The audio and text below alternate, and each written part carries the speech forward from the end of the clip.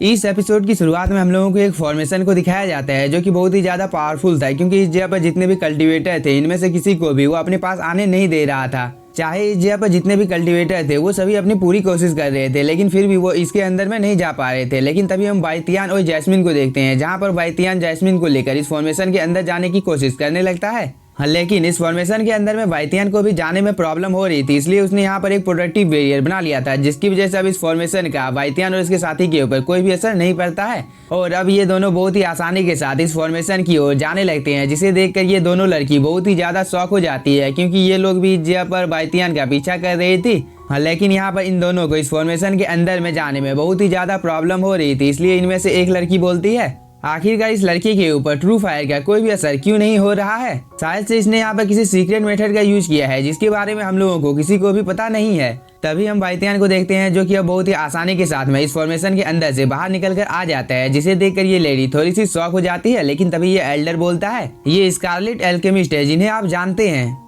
इस पर ये लेडी बोलती है ये दोनों बुरे एल्केमिस्ट हैं, क्योंकि इस जगह पर अगर मेरा बस चले तो इन लोगों के व्यवहार को देखकर मैं इन लोगों को दंडित भी कर सकती हूँ। इस पर ये एल्डर बोलता है मैं तुम्हारी जानकारी के लिए बता देता हूँ कि हम लोग बस इस कंपटीशन की इस जगह पर देखभाल करने के लिए आए हैं, ना कि किसी दूसरे के मामले में अपनी टांग को अड़ाने के लिए। इसलिए आपको यहाँ पर शांत रहना चाहिए। इसलिए हम लोगों के पास कोई भी अधिकार नहीं है कि हम लोग इन लोगों को डिस्क्वालीफाई कर सकते हैं। इस बात को सुनकर इस लेडी को थोड़ा सा गुस्सा आ जाता है। इधर हम इन सभी कल्टीवेटर को देखते हैं जिन लोगों ने फाइनली इस टेस्ट को पास कर लिया था, जिसकी वजह से ये सभी बहुत ही ज्यादा खुश हो जाते हैं। लेकिन इनमें से शायद से कुछ कल्टीवेटर इस टेस्ट में फेल भी हो गए थे, इसलिए इन लोगों के चेहरे इस जगह पर उतर जाते हैं। लेकिन तभी ये एल्डर बोलता है फायर कंट्रोल कंपटीशन के नियमों के अनुसार अभी भी तुम लोगों के आखिरी सोल पावर का टेस्ट लेना बाकी है। इसलिए मैं तुम लोगों की जानकारी के लिए बता देता हूँ कि तुम में से जिस किसी का भी सोल पावर 3 स्टार या उससे ज्यादा है तो वह इस टेस्ट को बहुत ही आसानी के साथ पास कर लेगा।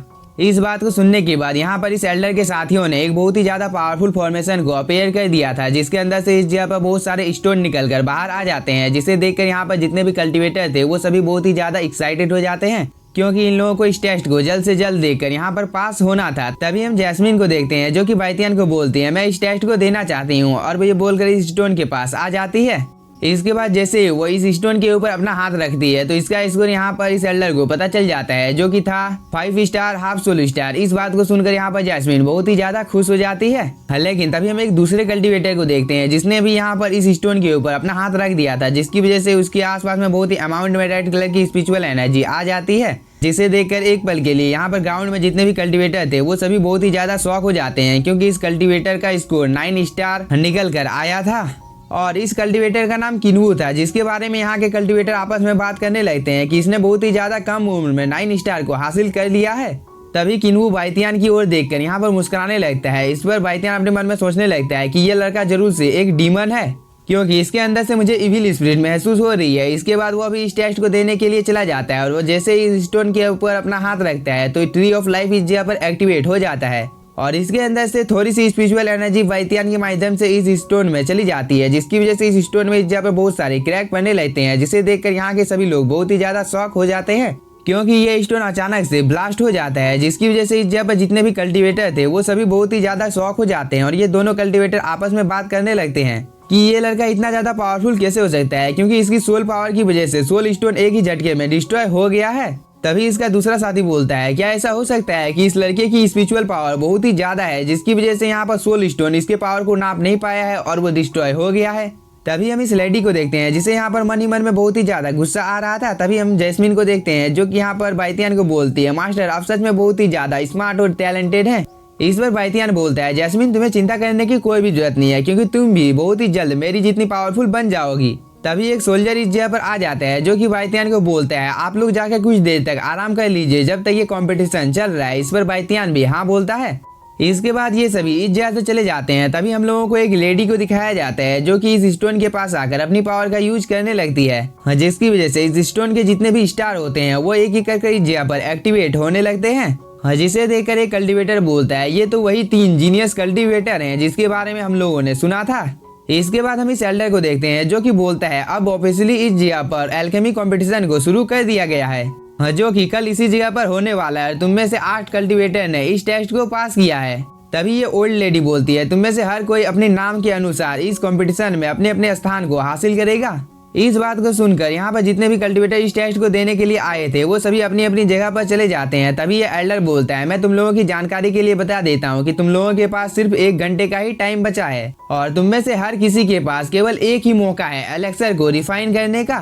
इसलिए तुम में से जो कोई भी टाइम पर इस चीज को रिफाइन नहीं कर पाता है उसे कंपटीशन से बाहर निकाल दिया जाएगा। और मैं ऑफिशियली अब इस कंपटीशन को शुरू करता हूँ जिसका नाम red blue Asian alchemy competition है। तभी हम बाइतियान को देखते हैं जो कि यहाँ पर इन सभी एलेक्सर को एक एक करके देखने लगता है और इनके खूबियों के बारे में वो पता लगाने लगता है, जिससे उसे पता चलता है कि उसे बहुत ही ज्यादा बेकार एलेक्सर दिए गए हैं। इसलिए वो इस ओल्ड लेडी की ओर देखने लगता है क्योंकि कहीं ना कहीं इस ओल्ड लेडी ने ही बाइतियान के साथ ऐसा किया होता है। इसलिए बाइतियान अपने मन में सोचने लगता है कि यहाँ पर कोई ऐसा जरूर है जो कि नहीं चाहता है कि मैं इस कॉम्पिटिशन को जीतूं। तभी हम बाइतियान के स्पीड बीस्ट को देखते हैं जिसकी नींद इस जगह पे खुल जाती है और वो बोलता है, ये तो बहुत ही ज्यादा आरामदायक था। इस चीज को देखकर बाइतियान बोलता है, फाइनली तुम अब जाग चुकी हो। इस पर ये स्पिरिट बीस्ट बोलता है, मास्टर आखिरकार आप इस जगह पर क्या कर रहे हैं। इस पर बाइतियान बोलता है, क्या तुम इस जगह पर मेरी छोटी सी मदद कर सकती हो, क्योंकि इस जगह पर जितने भी एलेक्सर है उन सभी की पावर और खूबियों को बढ़ाने में तुम्हें मेरी मदद करनी है।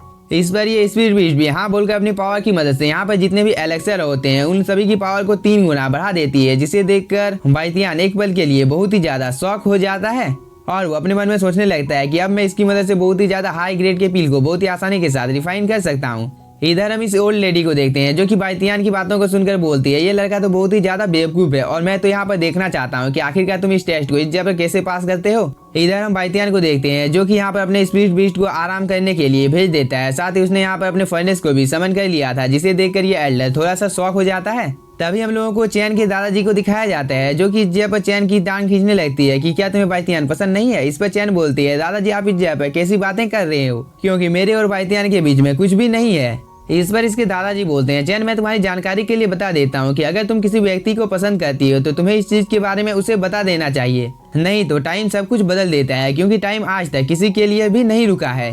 इस बात को सुनकर चैन भी थोड़ी सी उदास हो जाती है और वो बाइतियान की ओर देखने लगती है, जहाँ पर बाइतियान इस जगह पर अपने फर्नेस को अपने कंट्रोल में करने की कोशिश कर रहा था ताकि उसके पास जितने भी एलेक्सर है उन सभी को वह जल्दी से रिफाइन कर सके। इसके बाद वो इन सभी एलेक्सर को इस फर्नेस के अंदर में डाल देता है और इसे इस जगह पर रिफाइन करना भी शुरू कर देता है, जिसे देखकर ये सभी लड़की भी बहुत ही तेजी के साथ अपने अपने काम में लग जाती है, क्योंकि इन लोगों को भी इस कंपटीशन को जीतना था।